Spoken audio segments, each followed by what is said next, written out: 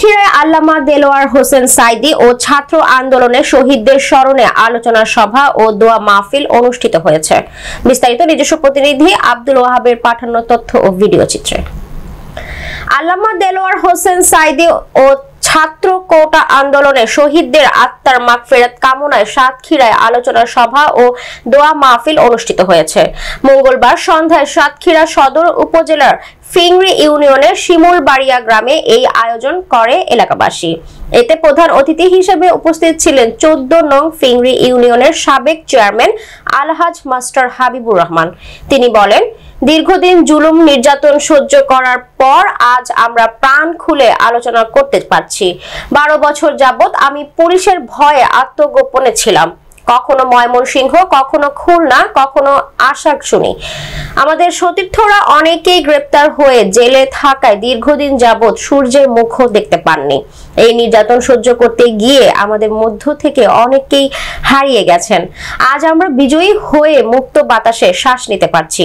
এজন্য পরম করুণাময় আল্লাহর কাছে অশেষ শুকরিয়া। আলোচনা সভায় আরো বক্তব্য রাখেন গাভা দাখিল মাদ্রাসার সুপার মাওলানা আজাদুল ইসলাম, ইউপি সদস্য মোহাম্মদ ইউসুফ হোসাইন সর্দার, শ্রমিক কল্যাণ ফেডারেশনের মোহাম্মদ বনি আমিন সর্দার, মাওলানা মোহাম্মদ আলাউল করিম প্রমুখ।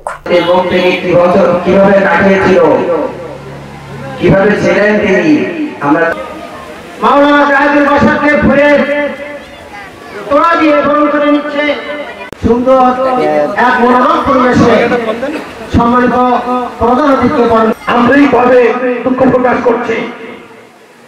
সম্মানিত ভাই ও বাবাজিরা, এই সমাজকে প্রতিষ্ঠা করার জন্য নজির রেখে দিয়েছে। তার এই নজিরের বাস্তবায়ন কিন্তু আমাদেরকে, আমাদের ছোট ছোট কিছু ভাইদের রক্তের বিনিময়ে আমরা একত্রিত হতে পেরেছি। আমাদের ইউসুফ সর্দার, যারা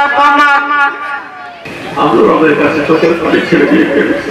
রব, তুমি তো জানো এই মিথ্যে, এটি জ্বলন্ত নির্জন মিথ্যা। এই মিথ্যার কারণে আমাকে কেন এ ধরনের কষ্টের শিকার করলো? আমি তো জনগণের মানুষগুলোকে ভালোবাসতাম। ছোট্ট একটা পরিসরে আমরা তাদেরকে এখানে মেহমান হিসেবে আমরা আমন্ত্রণ দিচ্ছি, ব্যাক করছি। তার জন্য আমরা তো প্রতিজ্ঞা আসলে মানুষটা প্রিয়জন, আমাদের অত্যন্ত আপনজন। বাস্তবায়নের মধ্যে রয়েছে ইহকালীন শান্তি এবং পরকালীন মুক্তি। সর্বকালের সর্বশ্রেষ্ঠ মহামানব জনাবে মুহাম্মদ রাসূলুল্লাহ সাল্লাল্লাহু আলাইহি ওয়াসাল্লাম। আপনারা জানেন আমাদের শিমুলবাড়িয়া শ্রী শ্রী চাঁদ শিব আশ্রমে একটা নামযজ্ঞ হয়।